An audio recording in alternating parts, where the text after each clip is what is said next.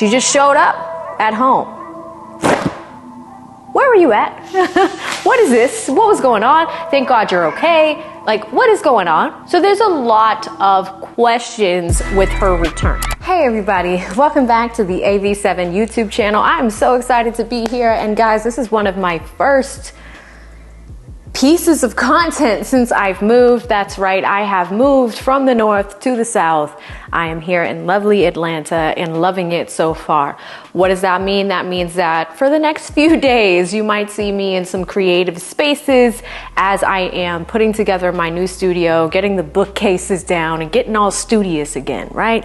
What I wanted to do today is hop on here real quick because duty calls, and there's some shenanigans happening in the true crime space. Child, I was on my way to lunch. Like literally ready to go out of the door, and I got a comment from one of you on this particular case. So as a super sleuth, I had to get my magnifying glass out and look into it. Today we are talking about the case of Carlee Russell. This is something that is super popular all over the news outlets right now, and everyone is really trying to figure out what happened with Carlee Russell. Now, this case takes place in Alabama, and here's what we know. We know that Carlee Russell is a young woman and is about 25 years old. Now, here's what Carlee says. Carlee was driving her car on the highway. Now, she notices a small child walking on the side of the highway. Carlee pulls over to assist the child. Good Samaritan, checks out, seems fine, right? Now, here's where the story has a little bit of a twist. Carlee pulls over and calls immediately for help. She calls local authorities, and she also makes a second call to a family member. Police were on their way to help, but that second call is really where things start to get a little crazy. The family member thought that they heard a scream. They thought that they heard Carlee's scream. Now what happens? Police respond to the scene. And when they respond to the scene, they find Carlee's car. She's not in it, and they find her belongings there. Is there evidence of a child? That is still unknown, especially with the media reports that we have right now.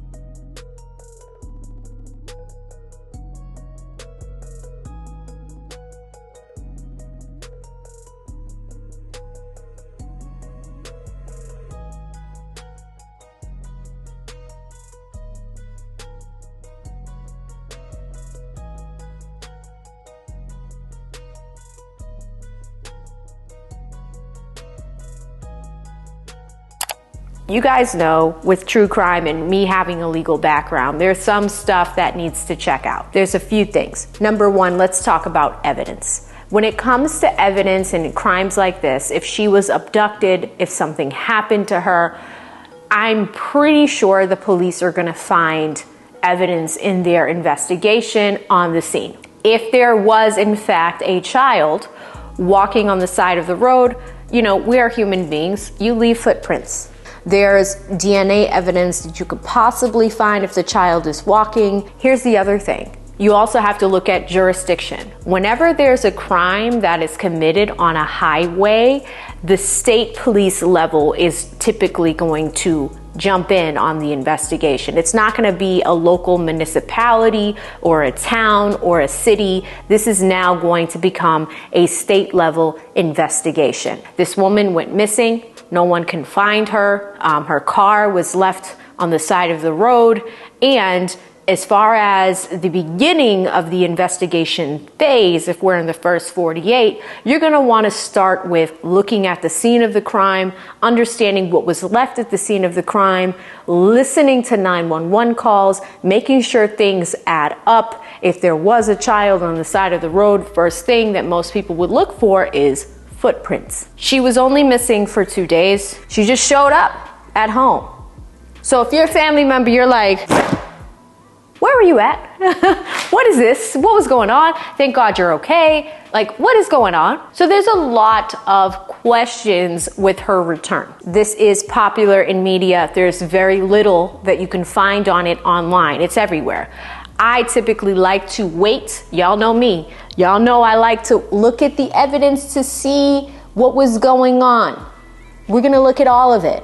But before we can do that, we have to see what comes out. Before we jump to conclusions, I think the best thing with this particular case is to watch and wait. It takes a lot of state and local resources to find someone that's missing. So, of course, we don't want to jump to conclusions and say that this girl mysteriously vanished. Did she get abducted by an alien? I don't know. We don't know what happened. So I think preliminarily, I'm putting this video out.